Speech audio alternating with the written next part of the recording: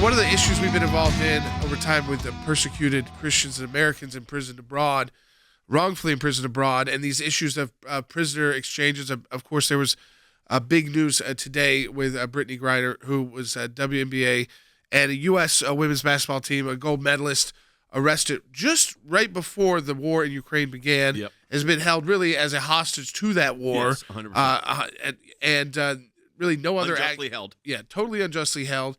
And so the Biden administration was able to secure her release.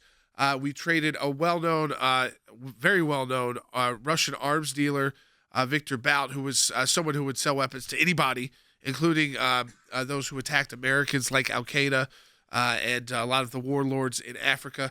He was halfway through a 20-year prison sentence, so he'd been in prison a long time already in the United States. They've wanted him out a long time. The criticism, of course, has been that the U.S. Marine who's been imprisoned in Russia for 4 years, Paul Whelan, was not part of this exchange. And I think the criticism goes to this soundbite from Joe Biden. Take a listen, bite 22. We never forgot about Brittney. We've not forgotten about Paul Whelan, who's been unjustly detained in Russia for years. This was not a choice of which American to bring home. What he's saying there is, and we've done these negotiations because we've had pastors in jail, and we've talked about prisoner swaps, and we've talked about political arrangements. That's part of these negotiations. So I know people are saying, well, we don't like prisoner swaps, but the truth of the matter is when you got someone in jail and they're your client, you're going to do whatever you can to try to get your client out of jail. Now, the interesting thing with this is, and these take on, and Cece's worked on these too, they take on a life of their own. So you never quite, like with Saeed Abedini, as they're in the holding area, about to leave, they started denying people. I think it was, what was the Washington Post reporter's name? Jason Rezine? Yeah. Yeah. They weren't going to let his wife on the plane. So they were going to keep her back in Iran, so all the hostages that are being released said, we're not going anywhere without the wife. Yeah. So these things aren't done until they're done, but they're very complicated. It is and there's complicated. multiple factors going with into the it. State Department and the diplomatic relations between the countries, it's always a very tricky process, and I can pretty much guarantee you never are knowing the entirety of the facts surrounding, if a swap takes place or if it's other reasons. Like we have gotten our clients out with diplomatic measures or financial pressure on a country where a swap wasn't necessary, but sometimes it is. You got to be honest. And in the Abedini State Department matter, makes that call. In the Abedini matter, the United States government, the president gave $1.9 billion to the Iranians. Yeah, for those three. For those three prisoners. Now, you could say, well, that's terrible, that's horrible. At the end of the day, our job was to get our guy home.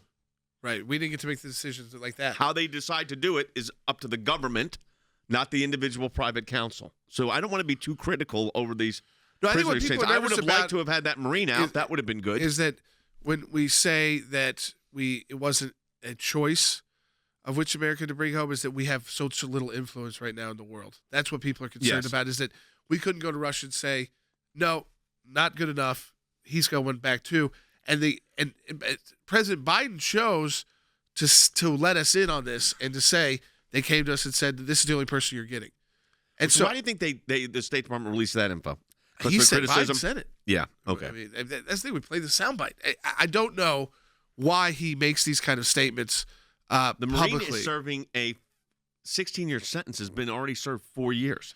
Yeah, I will tell you, it is more complicated to deal people who have military. The previous president, and he didn't get out. People who have military backgrounds who get picked up for espionage, it is tougher.